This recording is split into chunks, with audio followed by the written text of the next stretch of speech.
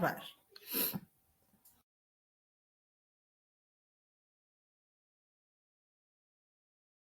Então, boa noite a todos, né? Eu sou a professora Vanessa de Cássia Pistoia Mariani.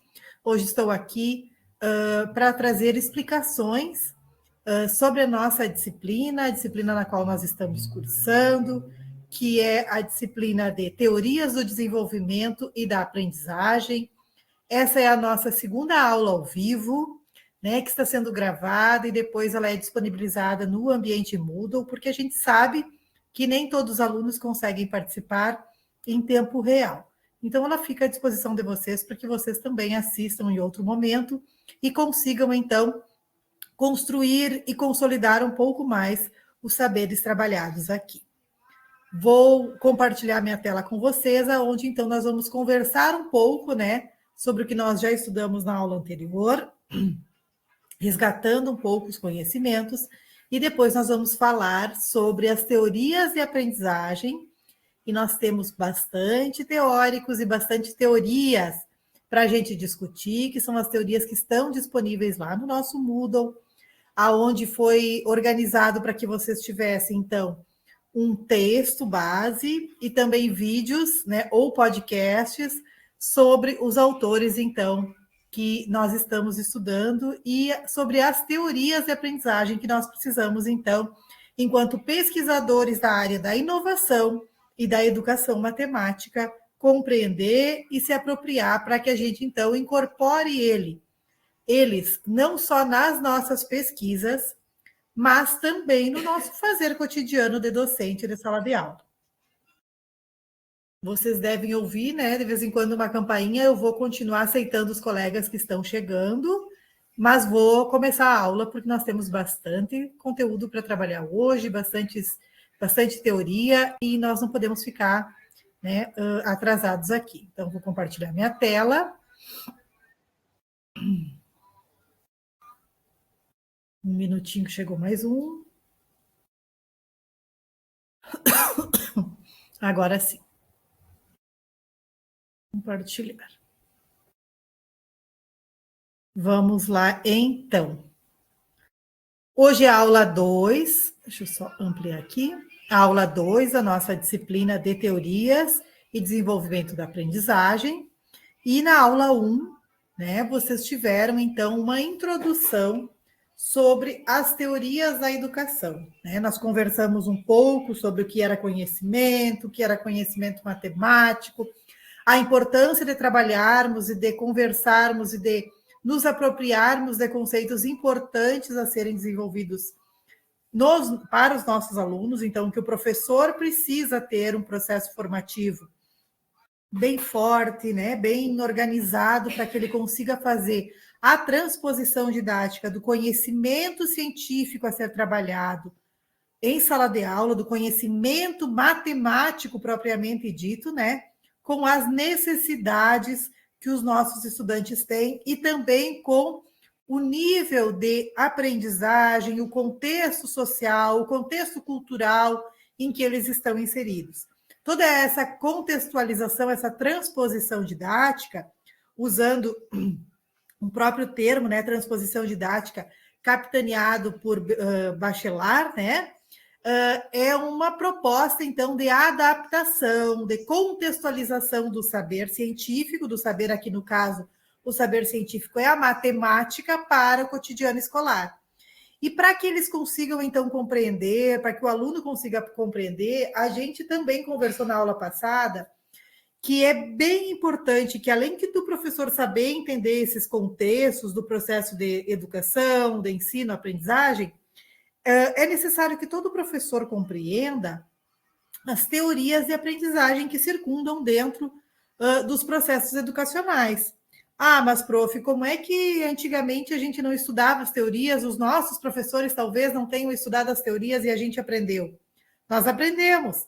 E a maioria de nós aprendeu dentro da esfera comportamentalista, né? Eu acho que vocês já estão enxergando aí uma imagem que temos três círculos, né? Com as palavras comportamentalistas, humanistas e cognitivistas. Então, essas três esferas aqui, elas representam 3 correntes das teorias que se estuda, então, ou que se pensa sobre como o ser humano aprende. Por muito tempo, aliado ao ensino tradicional, nós tivemos circulando pelos ambientes escolares as teorias comportamentalistas, né, delineadas por vários autores, mas aqui a gente destaca Skinner, né? O que essas correntes comportamentalistas trouxeram para nós? Trouxeram aprendizado? Trouxeram. Trouxeram registro de informações? Trouxeram.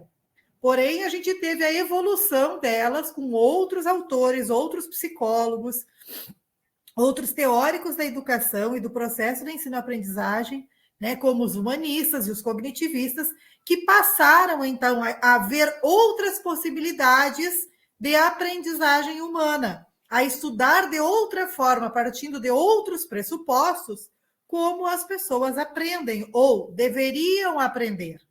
E para isso, então, nós temos outras correntes. Então, temos o comportamentalismo, que é a mais antiga e mais tradicional, os humanistas, né, com autores como Rogers, Montessori, Vallon, e temos cognitivistas como Piaget, Vygotsky e Ausubel.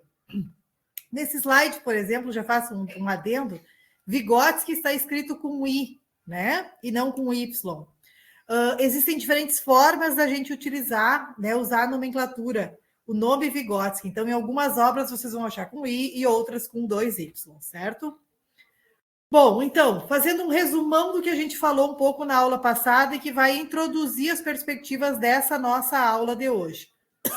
Tá bom? Vamos lá. As teorias de aprendizagem. O que é a essência do comportamentalismo? E vocês já devem ter lido isso nos materiais que a gente disponibilizou, que eu disponibilizei para vocês ali no nosso Moodle, né? O comportamentalismo, ele basicamente, ele pensa, ele estuda e ele mostra sobre o armazenamento organizado de informações na memória de quem aprende, com ênfase nos comportamentos que são observados. Então, o comportalismo, como eu disse para vocês, ele vem de um viés muito tradicional. E nós, acredito que muitos de vocês, e falo de mim, que hoje tenho 45 anos, né? Eu participei de uma escola em 95% da minha vida, né? Em escolas que trabalharam com os aspectos comportamentalistas, né? Com a questão do estímulo-resposta, que nós vamos ver daqui a pouquinho, com a questão da premiação para o aluno melhor, da punição para o aluno que não é bom, que não atende ao sistema, né? Com a memorização sem os aspectos de compreensão, tá? Depois, então, nós temos o viés humanista, as teorias humanistas, né? Essas teorias, elas surgem a partir de uma abordagem onde o aluno é percebido como o centro do processo. Aqui no comportamentalismo, o centro do processo é o conteúdo, é o conhecimento. No humanismo, o centro do processo é o aluno. O que ele necessita aprender, o que ele precisa aprender, o que ele quer aprender. E pensando no ser humano e pensando no indivíduo como alguém que tem uma interferência muito grande dentro do processo de aprendizagem, tá? E aqui nós temos vários autores que se aplicam desde a educação infantil até o ensino superior. E também nós temos uma corrente que a gente tenta pensar que é a mais evoluída de todas, né, que é as questões cognitivistas, né? Aonde nós temos, então, tivemos vários autores e temos ainda autores que investigam os processos mentais do ser humano de forma científica, com a percepção e o processamento de informações e compreensão. Então, que tentam compreender por um viés mais científico como o ser humano aprende, através de testagens, de experimentos, e como essa aprendizagem se transforma realmente em uma compreensão. Tá? Então, aqui a gente tem aspectos bem diferentes em cada uma das teorias. O grande foco aqui do cognitivismo é a compreensão desse conhecimento, tá? O que o indivíduo realmente compreende e como ele consegue expressar essa compreensão. Deixa eu passar aqui. Opa, volta aqui. Então, dentro dessas 3 grandes correntes, nós vamos estudar, então, 5 autores dentro dessa disciplina. Por que 5, Prof. Vanessa? Porque nós temos inúmeros autores que falam sobre as teorias de aprendizagem. Mas num contexto de uma disciplina EAD com 45 horas aula, o máximo que a gente consegue, então, fazer é dar uma passada, né? Trazer uma introdução para muitos e um aprofundamento para outros sobre o que cada uma dessas teorias se apresenta e tem como objetivo. Então, nós vamos falar sobre o comportamentalismo, né, com a base em Skinner.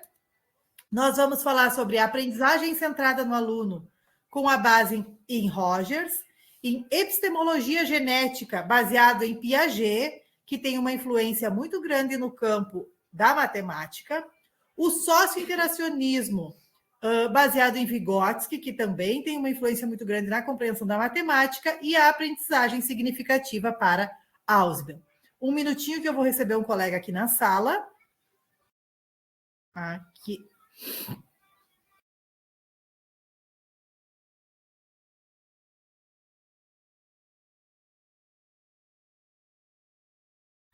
Aguardando permitir.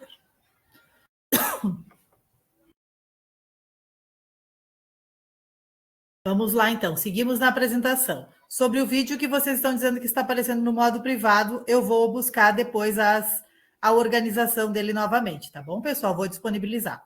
Voltando, então, aqui, nós vamos perpassar, então, sobre essas 5 teorias da educação, trabalhando esses 5 autores, tá? E como referência, nós vamos usar sempre as referências da nossa bibliografia, do nosso PPC do curso, certo?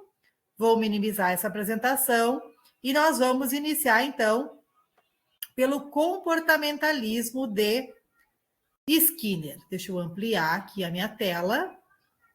Por favor, se vocês tiverem perguntas, tá? Sinalizem para mim, para que vocês possam falar. Fiquem bem à vontade.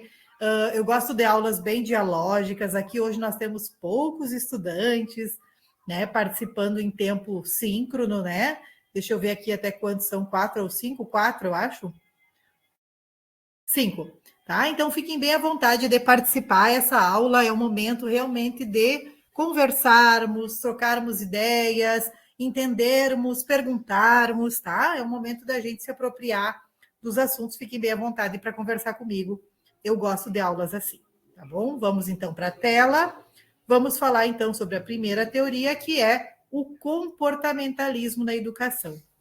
E daí eu gostaria de perguntar para vocês, antes mesmo de eu iniciar os slides aqui, voltando para a tela, se vocês chegaram a ler o material sobre o comportamentalismo e o que entenderam, o que acharam, se conseguiram ler ou não, por favor, respondam para mim lá no chat. Conseguiram ler? Conseguiram assistir os vídeos? A leitura foi agradável? Lembraram de alguns momentos da sua escola? Concordam, discordam com o comportamentalismo? Vamos lá. É a hora da gente participar. Aguardo a participação de vocês no chat ou abrindo o microfone. Luiz Alberto diz que sim. Leu o texto. E daí? Vamos lá, os demais. Qual a percepção de vocês do texto disponibilizado e também dos vídeos disponibilizados? O texto básico que eu enviei para vocês é Marco Antônio Moreira, um estudioso da URGS, é um teórico que faz sempre uma leitura muito dinâmica de todos os teóricos da educação, de forma resumida, breve, com uma linguagem adequada para uma formação, né, inicial, digamos, para curso de formação inicial de professores, por isso que ele é trazido para vocês. Nós poderíamos ter pegado os clássicos, né, já que vocês estão na pós-graduação. Mas a gente sabe que daí os clássicos são um pouco pesados na questão do vocabulário. Vamos lá, quem mais leu o texto? O que entendeu do texto? Achou complexo? Gostou? Já lembraram da sua época de... Isso, lembra muito a escola antiga, né, Jonas? Isso aí, a gente se pensa, né? A gente se percebe, talvez como aluno, ou que viu vídeos, assistiu filmes, né, onde aparecia essa escola. Cassiano, sim, sobre o texto e os vídeos sobre o comportamentalismo, deu para perceber que é uma teoria bem voltada para o utilitarismo, isso aí. né? Ela é muito memorística, muito dominadora, muito tradicional, muito burocrata, né? Ela engessa os sujeitos. Quem mais vai contribuir lá no chat? Ou abrindo o microfone, fiquem à vontade. Ajudem a prof, que a prof não está com a voz boa hoje. Mais alguma contribuição? Então, vocês já perceberam, né, que falar sobre o comportamentalismo, ele nos engessa de certa forma, né? Porque essa teoria, o seu principal representante é Skinner, né, considerado um teórico da aprendizagem na área da psicologia. E aqui, nesse primeiro momento, a gente já mostra, né, aspectos que talvez tenham ficado claros para vocês no vídeo e também nos textos que vocês analisaram, sobre os experimentos dele, né? Então, Skinner testava as suas teorias de estímulo e resposta usando os animais, né? E aqui tem, então, uma gaiola, né? Onde ele fazia testagem a partir do alimento, do barulho do alimento, com um rato, né? Então, esse era o experimento, o grande experimento da Skinner em relação à aprendizagem. E se a gente pensar, nós somos condicionados. E Skinner estava fazendo o que aqui? Desenvolvendo, um condicionamento. E se a gente pensar hoje, nós somos altamente condicionados em tudo. Eu sou prof hoje, mas fui por muito tempo estudante, né? E eu escuto a sirene da escola e automaticamente me vem aquele ímpeto de levantar. Por quê? O que é isso? É um condicionamento. Né? Nós estamos, então, sendo condicionados por um som, um barulho, que faz com que a gente, então, tenha uma reação, porque por muito tempo a gente foi premiado ou punido devido a esse estímulo e essa resposta que nós recebemos, tá?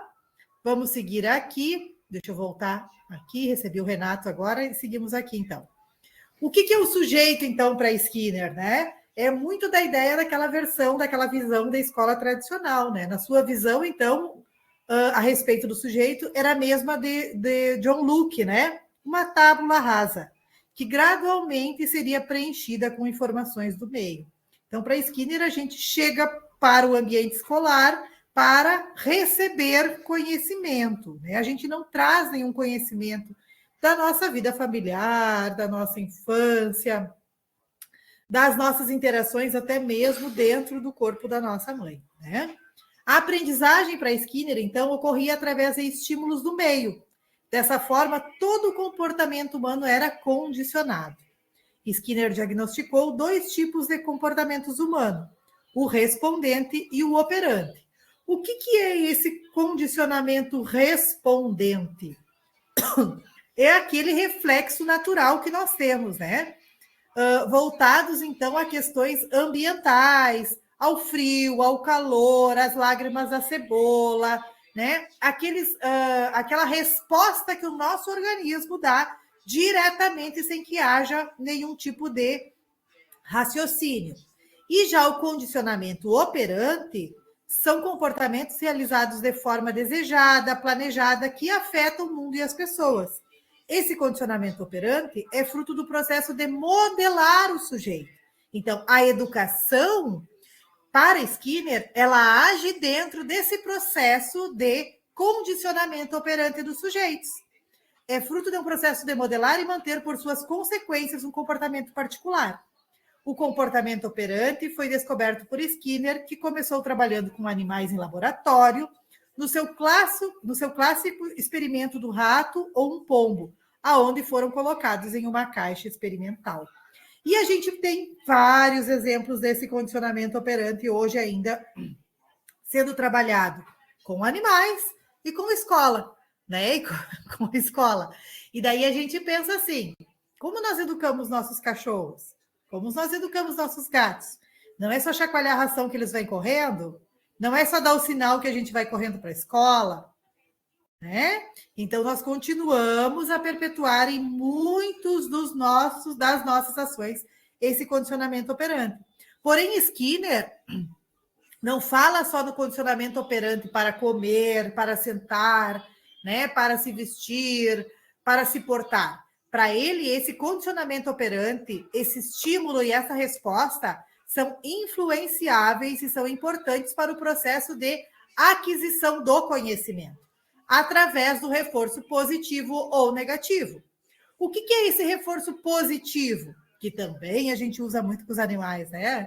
Na operação de reforço positivo, o comportamento é fortalecido por um estímulo que é acrescentado a uma situação. É uma premiação, né? Diga-se de passagem, esse estímulo é produzido por ser um comportamento que há entre ambos uma relação de dependência. Associado ao reforço positivo estão os sentimentos de bem-estar, de motivação, de alegria, de exaltação. Mas é um estímulo que não é reforçador positivo por causa dos seus efeitos emocionais, e sim por causa dos seus efeitos sobre o comportamento que ele provoca. No caso do estímulo reforçador positivo, seu efeito é fortalecer o comportamento que produz. Então, quando eu tenho na minha sala uma meritocracia criada para premiar as pessoas que vão bem na escola, né, que vão bem na minha turma, os 3 primeiros da turma vão ganhar um bombom, uma bala, uma estrela, antigamente era estrela. Isso é o reforço positivo. Ou vai sentar na frente, vai dar a mão para a prof, quando a gente fala de anos iniciais e educação infantil, o dar a mão para a prof, muitas vezes, é um reforço positivo, né? É uma premiação para os que se comportam bem, para os que sabem mais, para os que estão mais limpinhos. E isso não deve ser assim, né? Esse reforço positivo é uma premiação que vai gerar um bem-estar para dar um aval de positividade àquela atividade, então, realizada como correta. Já o reforço negativo, ele vai vir para punir o sujeito. Ele vai tentar tirar, remover essa ação errada do sujeito. Associado ao reforçamento negativo está geralmente o sentimento de alívio quando o estímulo reforçador negativo é removido. Mas quando ele ainda está em operação, é comum que ele gere o quê? Ansiedade, angústia, medo, apreensão, mal-estar. Todos esses são exemplos de reações emocionais que comumente chamamos de negativas. Mas não é por causa disso que a operação é chamada de reforço negativo, mas sim porque ela causa, então, a função de um estímulo removido como consequência da influência, da ocorrência de um determinado comportamento. Essa função é através de um fortalecimento do comportamento. Então, se o aluno não se comporta, não copia, não faz a lista de exercício, qual é o reforço negativo que eu vou trazer para ele? Não ir ao recreio. Vai ser um alívio no momento em que ele retornar para o recreio, para que ele aprenda a lição. Para que ele aprenda, para que ele tire uma nota melhor, para que ele se dedique mais. Então, é através da punição e da premiação que Skinner trabalha com as questões de aprendizagem. O que é a escola? Como que a escola entende esses processos de Skinner, né? A escola, nessa perspectiva do ensino da escola, ocorre através da relação estímulo-resposta, sendo o professor responsável por estabelecer reforços positivos ou negativos, a fim de estabelecer comportamentos desejados. Então, é o professor, através do reforço negativo ou positivo, que vai estar modelando os sujeitos. E daí eu trouxe para vocês essa imagem, que é bem isso, né? Dentro da proposta skinneriana, o comportamento, as ações dos sujeitos, elas têm que serem padronizadas, né? A professora está recortando os balõezinhos que, teoricamente, poderiam ser diferentes, as aprendizagens diferentes, o contexto diferente, né? O nível de aprendizagem diferente, está deixando todo mundo igualzinho, quadradinho, dentro desse contexto, então, de, através de estímulos e resposta, ir padronizando os sujeitos.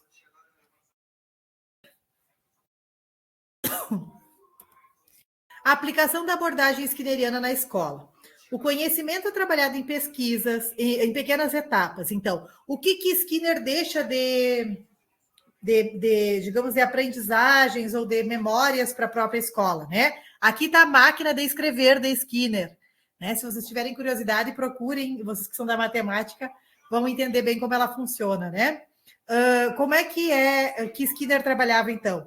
Dentro dessa máquina de ensinar, né, de aprender, o aluno tinha algumas questões memorizadas, era como se fosse um pequeno computador rudimentar da época, né? E ele tinha as questões e automaticamente ele ia ver se as questões estavam certas ou erradas. Era uma espécie de gamificação do tempo antigo, né? Essas respostas e essas questões, elas eram rápidas, objetivas e replicadas numa sequência muito grande, né? Então, você fazia várias vezes a mesma conta, o mesmo cálculo.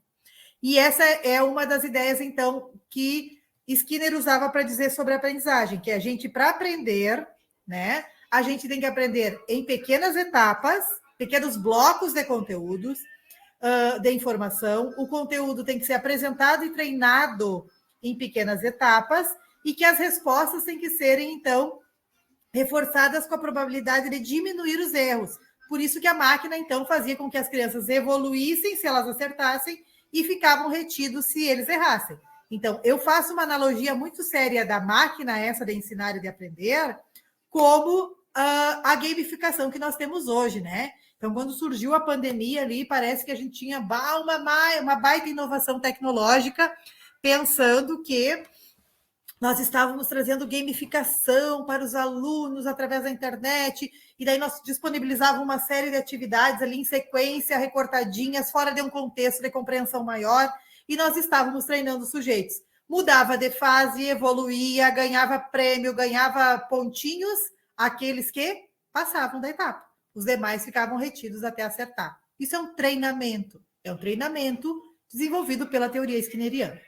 A resposta ativa, a participação ativa do sujeito no processo. Qual é a participação ativa do sujeito dentro dessa ideia de Skinner? É trabalhar com material concreto? É contar ou contextualizar a matemática numa questão maior? Não. O ativo aqui é responder rapidamente às questões propostas pelo professor. Tá? A verificação imediata parte do princípio de que o aluno aprende mais quando ele verifica a resposta automaticamente. Quando ele tem ali o resultado exato de acertei, errei. E ele traz, então, a questão também do ritmo próprio, onde cada aluno tem o seu ritmo de aprender. E isso ele evolui ou ele é retido de forma individual. Tá? Aqui eu deixo a sugestão de um vídeo que eu não consigo transmitir aqui para vocês por causa do tempo. E antes de eu passar essa questão aqui, eu vou minimizar, vou voltar ali para a nossa sala para perguntar uma coisa para vocês. Vocês conhecem, e olha que eu sei que vocês conhecem, vamos ver se alguém vai lembrar. Vocês conhecem de alguma metodologia de ensino da matemática que é trabalhado muito a matemática, o inglês e a língua portuguesa, que trabalha com esses princípios skinnerianos no contexto atual?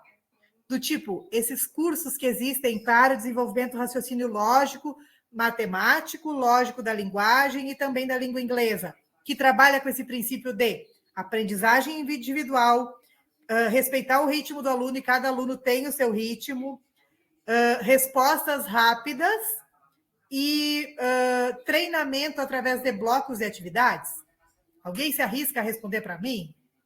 Lá no chat para olhar.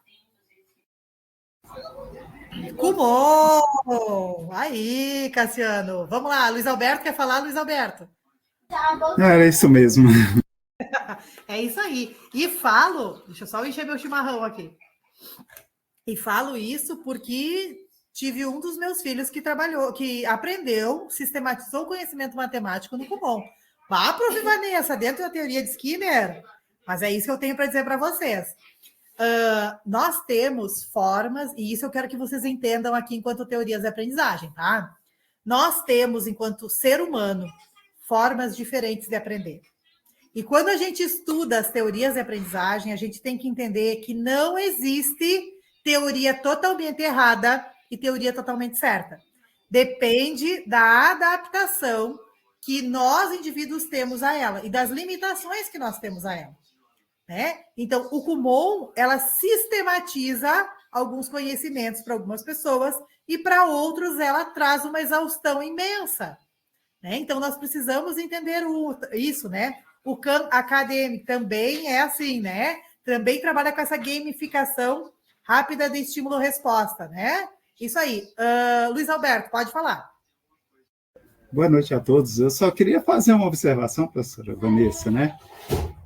É por conta de Assim, nós estamos numa sala basicamente com 40 alunos, e cada aluno com uma concepção diferente, com a metodologia diferente que você tem que utilizar, né?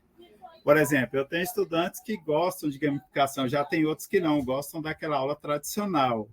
Então, fica muito complicado. E já tem aquele estudante que tu pode aplicar qualquer metodologia que não vai adiantar para ele. Seria mais prático uma escola técnica, que eu vejo que aquele aluno muito agitado, que não consegue concentrar muitas coisas, acho que uma escola técnica seria o perfeito para ele, que era na prática mesmo, né?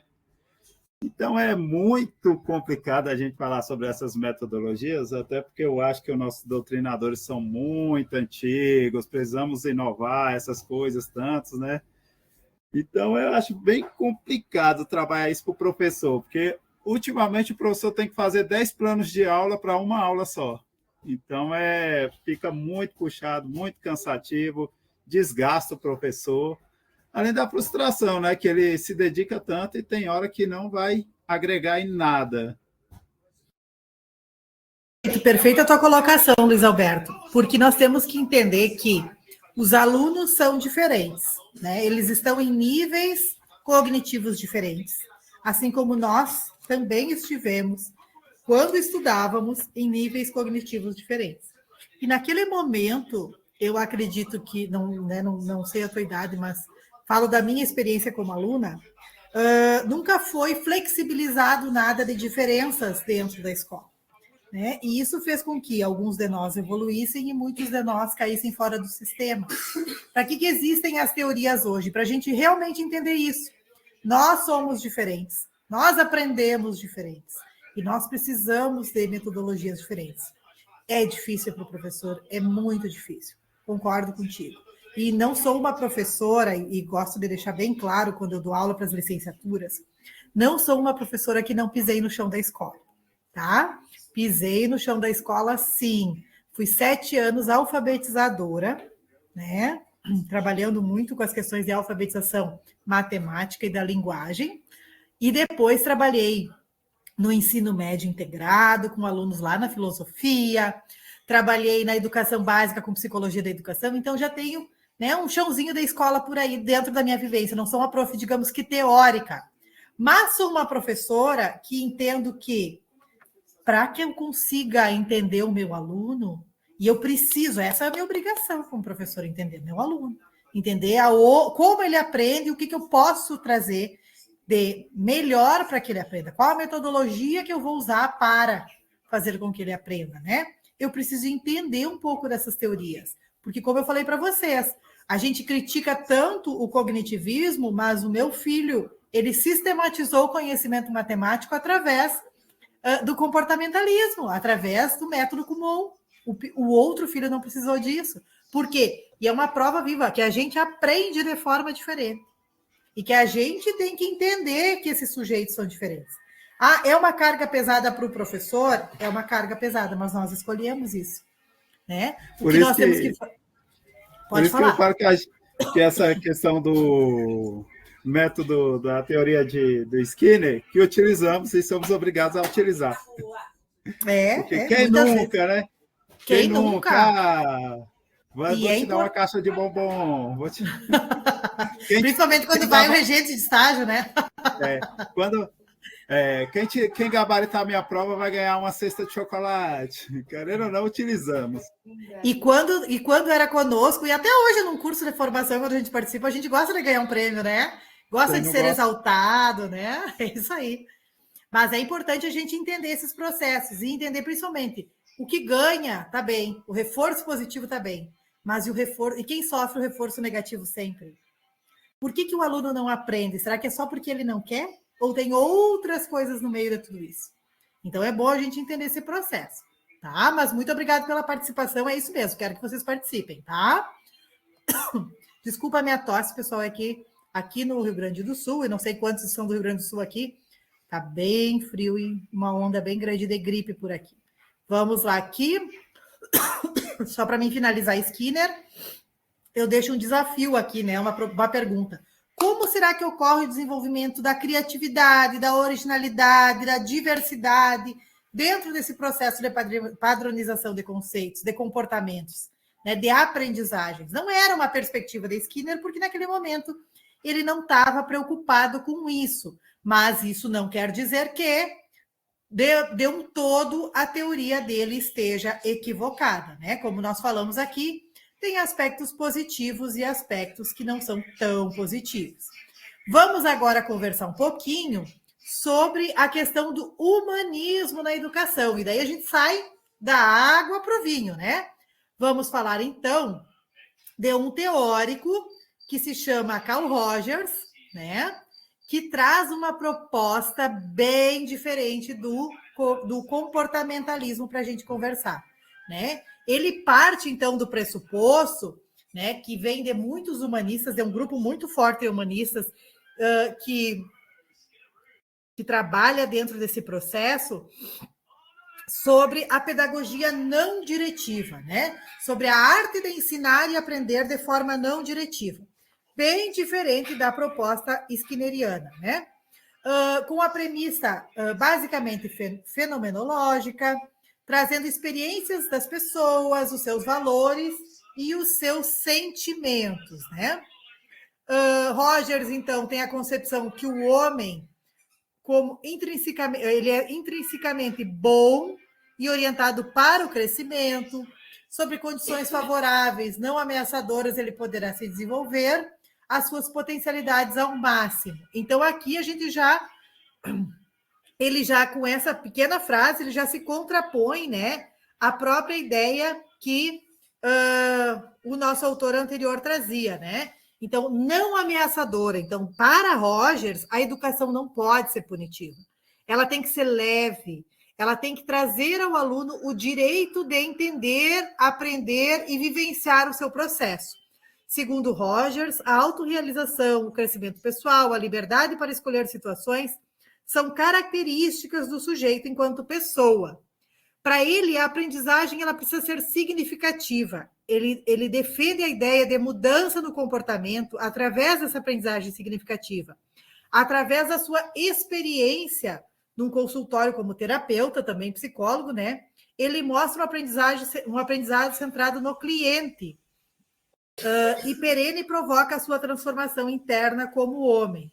Roger afirma que, por aprendizagem significativa, entendo aquela que provoca uma modificação, quer seja no comportamento do indivíduo ou na orientação da ação futura, que se escolhe ou nas suas atitudes ou na sua personalidade. Então, Rogers, ele trabalhava no consultório, ele era um psicólogo, e a partir desse desenvolvimento, dessa prática que ele tinha como psicólogo com os sujeitos, os clientes no seu consultório, ele traz, então, a extensão disso para o campo escolar. Para Rogers, o professor precisa ser considerado um facilitador e não uma pessoa que dirige o processo de aprendizagem. Não mais aquele que transmite o conhecimento, e sim aquele que auxilia os educandos a aprender, a ver como os indivíduos e o processo de transformação. O educando é instalado a buscar o seu próprio conhecimento, sendo de forma consciente para a sua transformação. O que é esse facilitador? É aquela pessoa, né, que cria condições de interação pessoal com os educandos, que prepara o ambiente psicologicamente favorável para recebê-los, que proporciona aos alunos material de pesquisa, instiga a curiosidade, que é inerente ao ser humano para promover uma aprendizagem significativa, que busca ser um facilitador e ensina aos educandos que buscar o conhecimento. Então, ele traz essa autonomia, ele desenvolve essa autonomia para que o indivíduo seja responsável, de certa forma, pelo seu processo de construção cognitiva.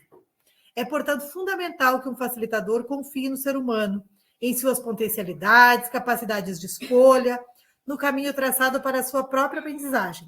A pessoa que não confia no outro ser humano não pode se tornar um facilitador. Então, para que o professor seja um facilitador, tem que ser construída uma questão de respeito e de dependência muito grande também entre os sujeitos. E daí a gente pensa, né? Será que esse professor humanista, esse facilitador, essa pedagogia não diretiva, ela se enquadra no sistema educacional que nós temos hoje? Minimizo aqui e volto lá para a gente conversar.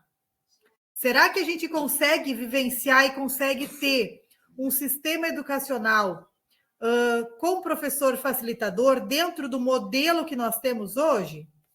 Será que isso é viável?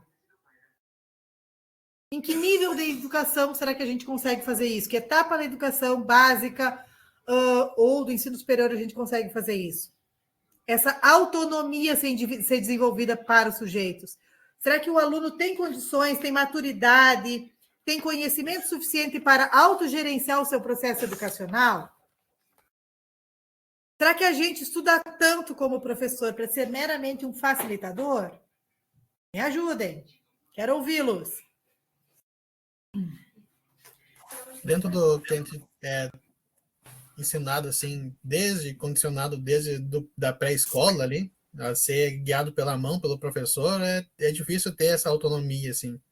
Eu até, quando chegou no ensino superior, eu fui fazer minha graduação num curso EAD, daí tinha que ter muita autonomia para poder se organizar e fazer tudo isso aí. Era uma coisa que toda a formação do ensino médio não prepara. No ensino básico, ensino médio não prepara. Então, eu acho que é complicado pelo modelo de escola que a gente tem, que se a gente for ver o Enem, que é, digamos, as escolas, a maioria, elas preparam o aluno para fazer o Enem. Se tu for ver um currículo de uma escola particular aí, essas escolas mais conceituadas, tu vai ver, elas são apostiladas, que é skinneriana até a última, né? Tu prepara, tu vai ver lá o que é. Todos os exercícios são exercícios retirados das provas do Enem ou de faculdades, para tu ensina o aluno a passar naquele teste ali. Para depois, quando chega na faculdade, ele que se vire. Isso aí. O sistema educacional brasileiro, ele ainda é skinneriano, né? Essa é a grande constatação, né, Cassiano? E as propostas que a gente tem da escola não diretiva, muitas vezes elas conseguem ainda ser aplicadas na educação infantil. Nós temos escolas montessorianas, né? Em Santa Maria, por exemplo, aqui no Rio Grande do Sul, a gente tem escolas montessorianas que funcionam muito bem. Maria Montessori também é uma humanista, né? É uma teórica italiana e desenvolveu, então, essas questões da liberdade, da autonomia do sujeito, de um contexto de aprendizagem diferenciado, mas na educação infantil, não para todos os níveis de ensino. E por que na educação infantil? Porque na educação infantil ainda nós temos, ou melhor, ainda nós tínhamos, antes da própria BNCC, uma autonomia curricular maior, que agora começa a engessar também. Então, não existe dentro do sistema educacional brasileiro premissas que tragam tanta liberdade aos alunos de escolher o que aprender. Porque Rogers chega a trazer isso. O aluno tem que escolher o que aprender, ele tem que ter autonomia para essa escola, para essa escolha. Mas será que nós vamos vencer o conteúdo se os nossos alunos escolherem o que aprender? E se eles escolherem não aprender? Né? Isso também faz parte da teoria de Rogers, de Montessori, de Vallon, né? Vallon traz muita questão da afetividade dentro do humanismo, desse respeito, dessa interdependência entre facilitador e estudante, tá? Mas é uma concepção também de aprendizagem, como eu disse para vocês. Alguns princípios nós podemos usar, né? Alguns princípios do humanismo nós podemos trazer. Será que em alguns momentos eu não posso ser humanista? Eu não posso pensar nessa questão de trazer autonomia para os meus sujeitos? Em alguns momentos da minha aula, em algum momento do trimestre? Então, a gente também tem que fazer recortes dessas teorias e tentar adaptar para a realidade que nós temos no nosso universo educacional. Mas aplicá-las do início ao fim é complexo, né? Mais alguma participação? Vamos lá. Deixa eu voltar com a minha questão final que eu tinha lá. Aqui. Estou com várias apresentações abertas aqui.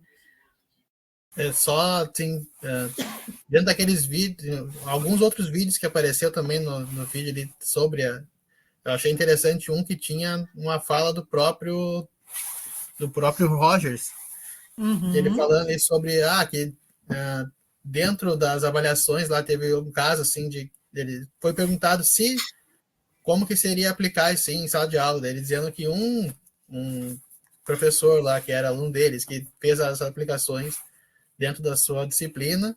Num ano ele foi escolhido lá o melhor professor da escola, né, por alunos e também pelos pais. E daí, no outro ano, foi convidado a se retirar da escola, porque os outros professores se sentiam pressionados por aquela metodologia estranha dentro do corpo de ensino, né? Então, é uma coisa que, às vezes, se tu não tiver um apoio da equipe diretiva, de alguma estrutura... Dos pais, da comunidade escolar... Porque é uma maneira diferenciada, né, de tu fazer o teu trabalho. Tu não vai, tu tem a liberdade, eu tenho esses conteúdos para vencer, mas o aluno vai ir no ritmo dele. Então a gente vai fazer o quê? Eu vou trabalhar um projeto eles vão ter que aprender isso aqui para desenvolver o projeto. Só que o ritmo vai ser diferente. Tu não vai ter uma prova que o pai vão dizer, eu quero saber qual é a nota do meu filho. Dizer, mas a nota não é uma medida eficaz de saber se ele aprendeu ou não. A nota só te diz o quanto ele conseguiu decorar aquilo ali que tu tinha para trabalhar. É uma coisa que é outro tipo de conceitos, né? E isso parte de outro pressuposto, né, Cassiano? Eu vou socializar com vocês aqui a experiência que nós tivemos no Instituto Federal Farroupilha, no campus São Borja. Tá? Logo após a pandemia, nós nos juntamos num grupo de docentes para instituírem uma escola de uma EMEI, né, pública municipal, que tem próximo ao campus do Instituto Federal Farroupilha, ali em São Borja, o modelo montessoriana numa escola pública, certo? E daí a gente fez todo um projeto, fez uma formação com os professores, fez a reunião com os pais, fez uma adaptação em todo o mobiliário da escola, por ser uma ideologia, uma concepção, né, um paradigma, digamos, humanista e montessoriano. Os móveis tinham que ser todos adaptados, as prateleiras com os jogos ficavam em caixas, acessíveis às crianças o tempo todo, porque elas escolhiam pegar ou não pegar, né? Conversamos, estudamos com os professores dentro desse processo formativo. Então, construímos uma lógica da escola montessoriana. A escola montessoriana, ela funcionou 1 ano e meio, mais ou menos. Né? Por quê? Porque nós não tivemos, digamos que, o abraço, né, das famílias, porque era muito maior a questão cultural de não abraçar a metodologia montessoriana do que realmente abraçar, né? Porque quais são os preceitos daí, a gente traz aqui de Rogers mesmo e de Montessori? A autonomia, a organização, o cuidado, a responsabilidade. O que acontecia? Chegava lá na escola, os alunos pegavam os jogos, atiravam os jogos, perdiam o jogo. Então, como era livre, de livre acesso, não conseguia se trabalhar a questão da organização, que é muito maior do que só trabalhar no ambiente escolar. É uma organização familiar também. Nós temos uma cultura familiar impregnada em todos nós, né? Que a gente traz desde a infância. Nós, hoje, adultos, nos vimos fazendo muitas coisas agora como mãe, como pai, né? Que faziam conosco, porque isso está impregnado na nossa cultura. Por mais que a gente tente mudar, muitas coisas a gente não muda. E a criança, ao contrário do que diz Skinner, não é uma tábula rasa. Ela traz essas concepções culturais, sociais, né, esses hábitos da casa. E transformar isso num grupo grande sem o apoio da família é muito difícil. Então, os projetos não são abraçados e vão caindo por água. Outra questão que também prejudicou a continuidade do projeto foi que as professoras que trabalharam nesse processo formativo estudando conosco eram professoras contratadas pela prefeitura por um tempo determinado. No momento em que venceu o contrato, elas foram saindo e as novas não queriam mais abraçar aquela ideia da escola montessoriana porque dava muito trabalho, era diferente. Mas como é que eu trabalho na outra e-mail? Não é assim e essa é. Então, a equipe, toda a gestão, a equipe, a própria mantenedora, a comunidade, todos têm que abraçar, porque é uma cultura, bem como disse o Cassiano, bem diferente mesmo. Vamos ler o comentário que o Cassiano coloca lá. A Escola Montessoriana em Santa Maria é chamada de IP Amarelo. É muito legal a maneira como o prédio é adaptado, e desenvolve a metodologia. Mas daí os pais que fazem a matrícula do IP Amarelo já têm a ideia de que, bom, lá é montessoriano, então eu vou ter que abraçar a ideia, né? Diga, Luiz Alberto. Só gostaria de fazer uma observação no que você e o colega acabou de acertar, que é a questão da família mesmo, a participação, porque o aluno ele consegue ter a autonomia a partir do momento que ele sai de casa com autonomia, né? Por exemplo, se eu levo o meu filho no mercado e ele me ajuda a fazer as compras, vai somando as compras, se eu vou fazer uma compra de um eletrodoméstico, tá lá, 10% de desconto, sai a tanto. Quantas pressão? Quando ele aprende isso, que nem o Biraci fala, né, na etnomatemática, que é praticando, aí ele consegue entender a matemática, para que serve. Então, assim, a participação da família no dia a dia com a criança, levando ele para participar das compras, de algumas coisas, escolher essas coisas, vai começando a entrar na mente da criança a importância você conhecer. Eu converso com meus alunos, vocês podem ter certeza, nem matemática acerta tanto que nem pedreiro. Você pode dar a área lá e falar para o pedreiro assim, cara, eu quero construir uma casa desse jeito. Ele, vai precisar 2 milheiros de tijolo, não sei quantos metros de areia, tudo, e vai bater ali aproximadamente certinho. E ele nem estudou, para ter ideia. Então, é importante essa vivência, a participação, meter a mão na massa, que nem se diz, né? Só isso mesmo. É isso mesmo, né, Luiz Alberto? E a gente tem que entender que a escola também ela é parte do processo construtivo, parte do processo de estimulação do indivíduo, né? A família tem um poder muito grande nisso. A criança fica conosco 4 horas, 6 horas, agora pensando em escolas em turno integral, 7 horas com a gente, né? Mas nós não somos responsáveis pelo todo da criança. A família é responsável pela formação de valores, né, de respeito e pelo estímulo cognitivo dessas crianças desde a sua primeira infância. Né? Nós estamos ali no campo educacional para trabalhar com todos, para aceitar as diferenças, para potencializar o desenvolvimento, mas nós não somos responsáveis por tudo. Né? Então, a família tem a sua contrapartida e a sua contrapartida é muito importante para o desenvolvimento cognitivo, afetivo, cultural, social. Né? Vamos, Jonas, pode ficar à vontade para falar? Boa noite. Aí, tudo o que vocês estão falando, me lembra uma coisa que eu aprendi na Venezuela com um autor brasileiro. Ele tem um pseudônimo de Malbatard, um livro que fala do homem que calculava. Tá? E um jeito diferente, tá? Por isso que tá falando aqui, um jeito diferente, ele tem um jeito diferente de introduzir a matemática nas pessoas, mais que tudo para adolescentes, tá? Aunque a época era muito os anos 70, 80, uma das coisas que ele falava da matemática era o seguinte, o início, o personagem, ele falava com outro e ele fazia os cálculos. Tá? Não sei quantas pessoas lembram desse livro. Tá? Então, ele perguntava, mas como tu faz isso? Eu comecei fazendo contagem na folha, depois um galho, depois outro galho. Assim, nessa fala particular, ele estava demonstrando que para poder chegar a essa habilidade, ele tinha que praticar. Tá? Então, é um jeito, agora a gente conhece essa como correntes filosóficas, não? Para chegar a uma aprendizagem. Tá?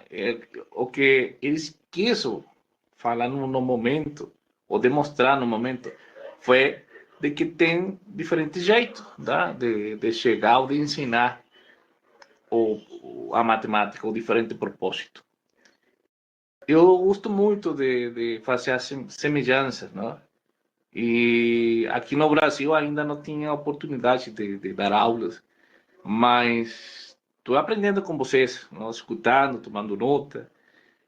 Mas uma coisa que tem assim, como por exemplo, a primeira teoria que se tomou em conta aqui é o de Skinner, é, por exemplo, quem lembra de um filme chamado... Ah, o nome de esse filme que é Matilda. Aí tem parte que, se nós compreendemos ou analisamos a aula, a turma, aí tu vai encontrar tudo. A escola era ou é dessas escolas que são pensamento quadrado, mas só tem uma estudante diferente. Mas como o professor ou a professora fez a abordagem, é aí onde a gente tem que tomar em conta que, como você falou, tem que tomar a parte daqui, desse pensamento, de outro, e fazendo um retalho, não? Na parte que é o que tu vai utilizar neles e qual é o mais efetivo no momento. Não precisa pegar tudo, tá? Só retalhos aí para tratar de que o estudante possa entender o que tu quer que ele utilize na vida, né? Que legal, Jonas. Obrigado pela tua participação, né? Que bom que tu estás aqui conosco. E é isso mesmo, né? O filme da Matilda é muito isso, né?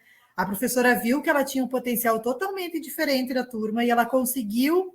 E que bom que a professora viu, porque a família nunca tinha visto aquilo e muitas vezes acontece isso, né? Inclusive com os alunos que têm alguma necessidade, né, específica de aprendizagem, né? Às vezes a única pessoa que se dá conta disso e que entende e que se dedica a ver isso é a escola, né? O quanto é importante a gente ver, perceber, entender o aluno e trazer um diferencial para aquela vida dele, trazer um estímulo diferente para a vida dele, para que ele realmente se potencialize em aprendizagem, né? E a outra questão que você falava, da questão da contextualização da matemática aplicada à vida, né, é muito dentro da própria questão que a gente vai trazer em Vygotsky, e que Freire se apropria muito disso também, né? Da matemática vivenciada. E quando o colega deu o exemplo aqui do pedreiro, né, que o pedreiro sabe muito mais sobre sistema de medidas do que qualquer um de nós, sobre razão, proporção, sobre vários cálculos mentais do que nós, porque aquele saber faz parte da sua prática. Aquele saber é um saber contextualizado. E Paulo Freire fez isso dentro do seu desenvolvimento da sua teoria, né, mostrando que para a gente alfabetizar um adulto, seja na alfabetização matemática ou da linguagem, a gente precisa usar situações voltadas para o contexto daquele indivíduo. E a gente pode trazer e deve trazer isso para o contexto de sala de aula da educação básica também e do ensino superior, né? Quando eu estou trabalhando com meus alunos sistema de medidas, eu tenho que trazer exemplos que sejam significativos, que tenham um significado. E daí a gente entra em Ausubel, que é o último teórico que a gente vai ver, em que o aluno consiga entender, consiga visualizar, consiga contextualizar para que ele está usando aquilo ali. O que é significativo para um aluno adolescente hoje? Qual é a realidade que ele vive hoje?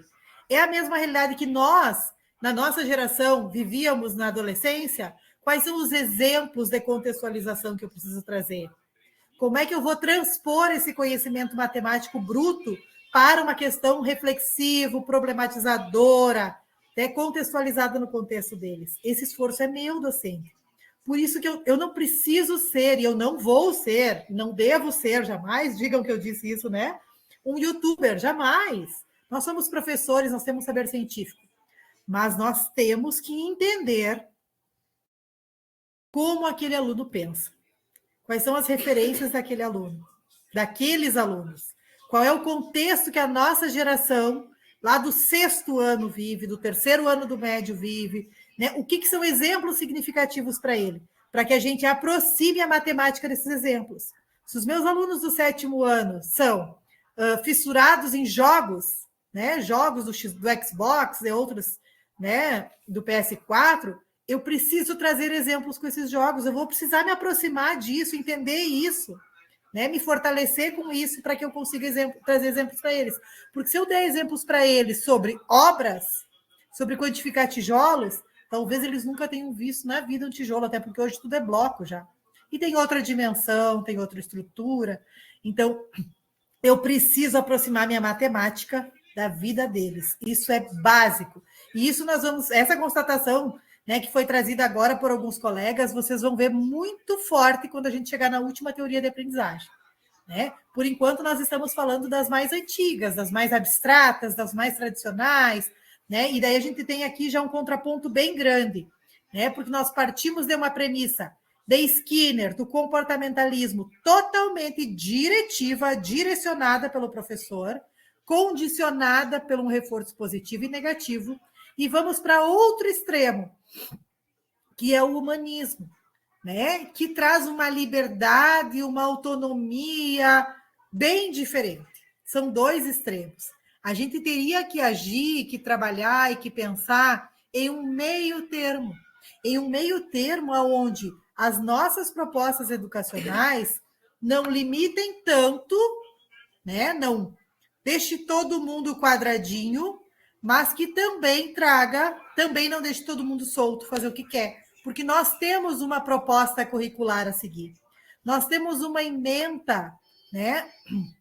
Enquanto instituições, né? Nós temos a BNCC, nós temos documentos normativos, nós temos as diretrizes curriculares para a educação básica, né? Para o ensino superior, que determinam os conteúdos mínimos a serem trabalhados, as habilidades, as competências, os conhecimentos que o aluno precisa ter. E nós não podemos deixar solto, como o Rogers preconizou, né? Mas nós também não podemos, digamos que, treinar todo mundo assim como o Skinner fez, porque o aluno precisa muito mais do que um certo e um errado, ele precisa compreender. E Skinner não conseguiu, dentro da sua metodologia, comprovar, através do estímulo e resposta, através da atividade rápida, repetitiva, né, com aquela resposta automática, que o aluno realmente compreendeu o processo. O aluno só vai compreender a matemática efetivamente quando ele usar a matemática para resolver problemas da vida dele. Não é isso que diz o Biratan do Ambrosio, que é o autor que vocês seguem muito na matemática, né, na educação matemática? Eu também trabalho com a disciplina de alfabetização matemática aqui na pedagogia do IFIFAR Campus Jaguari, né, que é o campus no qual eu sou lotada. E a gente estuda muito isso com os alunos. A matemática, desde a educação infantil até o final do médio, ela tem que ser uma matemática para a vida, aplicada na vida. A matemática ela está presente na nossa vida desde as nossas primeiras interações. Quando a gente começa a seriar objetos, classificar objetos, quantificar objetos, né? A subtrair, adicionar, multiplicar, né? Criar hipóteses. Então, isso tudo Piaget vai trazer para nós agora nos níveis de aprendizagem. E é importante que, como professor, a gente entenda isso. Essa matemática, a construção dos conceitos matemáticos não pode estar desvinculada da vida dos estudantes. E ela deve iniciar lá na educação infantil e nos anos iniciais, de forma concreta, respeitando as fases do desenvolvimento infantil, e partir progressivamente para uma forma abstrata, né? Que é onde a matemática começa a ficar mais complexa e trabalhar, então, com símbolos diferenciados, né? E daí, progressivamente, o conhecimento vai ser desenvolvido, aprimorado e cada vez mais abstrato. Mas se o indivíduo não construiu esse conceito concretamente, né, e não entendeu a utilidade da matemática desde as suas primeiras interações, lá no 6º ano é muito difícil de reverter esse processo. Por isso que a gente precisa trabalhar muito com a alfabetização matemática, com o letramento matemático, que são essas concepções, então, que vão trazer muito mais do que Skinner nos trouxe, que é a memorização, né? Que vai trazer a compreensão e a aplicabilidade. E se nós formos estudar o nosso documento norteador, que é a própria BNCC, nós temos muito claro isso, que a matemática de hoje, a matemática a ser ensinada pela própria BNCC, é uma matemática com aplicabilidade na vida dos estudantes. É uma matemática que seja utilizada. Ah, prof. Vanessa, mas tem conceitos matemáticos muito abstratos que não servem para ser aplicados no contexto. Tudo bem, mas eles servem para ser aplicados em contextos maiores, mais complexos, né? Voltados para a engenharia, para a astronomia e para outras ciências. E daí a gente tem que trazer esses exemplos para a criança também. Isso para a criança e para o adolescente. E isso faz com que nós, professores, né, exige de nós, professores, que nós tenhamos uma compreensão muito maior do campo matemático, né? Do campo matemático não só como realização de cálculos, números, né? Teoremas, aplicação de questões assim. Né? Nós precisamos entender, primeiramente, a matemática na nossa vida e na vida das pessoas, para daí nós podermos fazer essa transposição para os nossos estudantes. Certo, pessoal? Mais algum comentário até esse momento, pensando que a gente já viu hoje 2 teorias de aprendizagem, né? Nós saímos, então, do comportamentalismo, que também pode ser chamado de behaviorismo, né? Estudamos basicamente Rogers e também trouxemos alguns exemplos de Maria Montessori. E passamos, então... Desculpa, vamos voltar. Falei uma coisa errada, eu acho. Nós partimos do comportamentalismo, behaviorismo, onde nós estudamos Skinner, viu? Foi aí o erro. Ainda bem que eu me dei conta. Falamos de Skinner, então, que foi o principal representante do behaviorismo, né, com a sua pedagogia diretiva, com o seu treinamento, seu reforço positivo e negativo, e passamos para o humanismo de Rogers e Montessori, onde a gente trouxe alguns exemplos de aplicabilidade também no contexto escolar. No nosso próximo encontro síncrono, que vai acontecer dia 16, deixa eu só olhar aqui no meu calendário, dia 16, segunda que vem, nós vamos falar só dos cognitivistas, tá? Nós vamos falar de Piaget, que é uma figura clássica e importantíssima para o desenvolvimento do conhecimento matemático, Vygotsky, que é uma referência na questão também da construção do conhecimento e compreensão que o conhecimento não é uma construção individual, e sim coletiva e social. E vamos finalizar com Ausubel, que é um teórico mais atual, que traz, então, a questão do conhecimento, da aprendizagem significativa, né? Dessa importância de se ter conceitos e referências e relações entre o que eu já sei e o que eu vou aprender. Antes de finalizar a aula, eu peço que vocês vão ali no item notas, após 1, 2, 3, no quarto balãozinho ali, no quarto item, desculpa, do nosso índice ali, e preencham a lista, então, de presenças, tá? Nas notas compartilhadas. Já tem o Júnior, o Cassiano, o Renato está preenchendo. Então, todos antes de sair da sala, por favor, preencham a lista que eu preciso entregar para a coordenação, tá? Na segunda que vem, 7 horas, vocês não conseguem chegar às 7, vocês querem trocar o horário para mais tarde, quem sabe? Eu vi que hoje bastante gente chegou depois e fica difícil compreender a aula depois que chega, né? Então, não sei, vocês que estão aqui presentes, é viável chegar às 19 horas para a aula? Vocês querem às 19h30?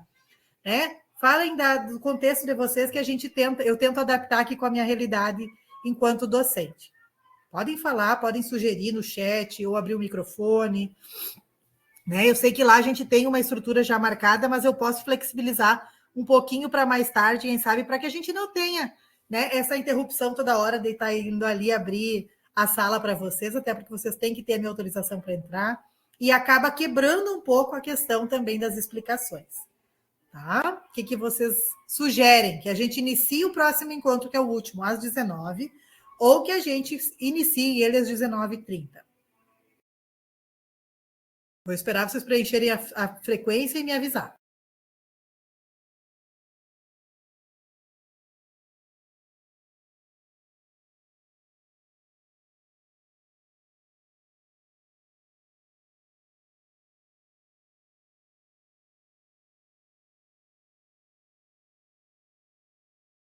Podemos iniciar às 19h, às 19h30, o que fica mais adequado para vocês?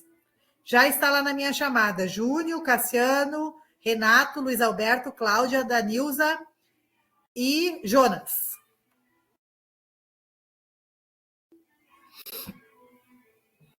Podemos Para mim está iniciar. tranquilo. Certo. Alguém precisa... Deixa eu ver lá o chat.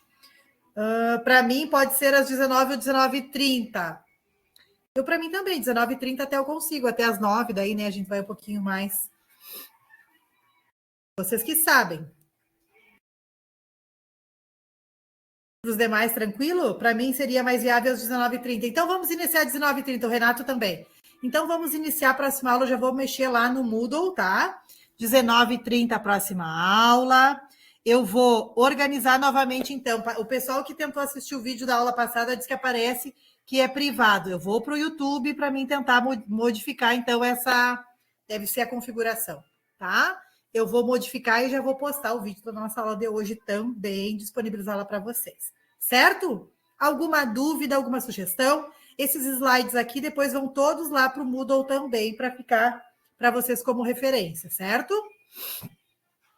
Alguma dúvida, alguma sugestão? Não? Tranquilo?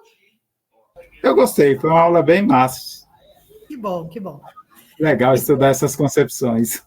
É diferente, né? Nos desconstrói um pouquinho. Vocês vão gostar muito da semana que vem. A semana que vem, quando a gente chega em Piaget, Vygotsky e Ausubel, é uma sequência de cognitivistas muito interessantes e que serve muito para as questões da aprendizagem da matemática em si. Então, vocês vão ver que há possibilidades bem diferentes da gente pensar. Quem nunca viu, né? Mas acredito que a maioria de vocês viu na graduação. Não sei se prestaram atenção nessas aulas ou não, né? Mas é uma oportunidade nova, então, da gente refletir sobre isso, tá bom? Agradeço a presença de vocês, agradeço a paciência de todos vocês aqui, peço desculpas que hoje não estou com a minha melhor voz, né? Porque estou um pouco resfriada aqui pelas condições climáticas que a gente está vivenciando aqui, mas aguardo todos vocês, então, na semana que vem, às 19h30, para a gente finalizar essa disciplina, estudando novos teóricos, os 3 novos teóricos e conversando um pouco sobre os demais conhecimentos que nós temos elencados ali. Lembro a todos que a atividade 3 ainda está aberta e preciso que todos façam todas as atividades. A nossa disciplina ela tem uma somatória, né? Então, fórum 1, tarefa 2, tarefa 3.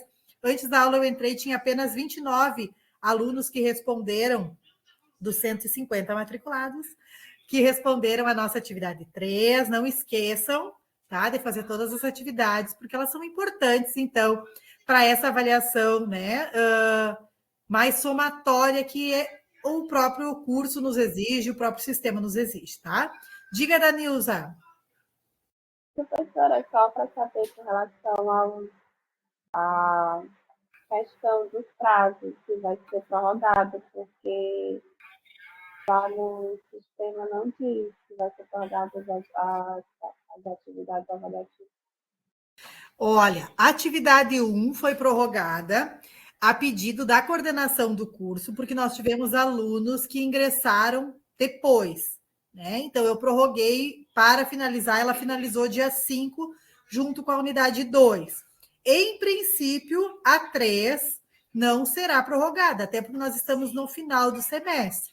Então, peço que se dediquem, né, para finalizar, porque eu preciso finalizar as 150 notas de vocês no sistema, porque o nosso semestre gira, né, e vocês precisam, então, ingressar em outras disciplinas, tá bom?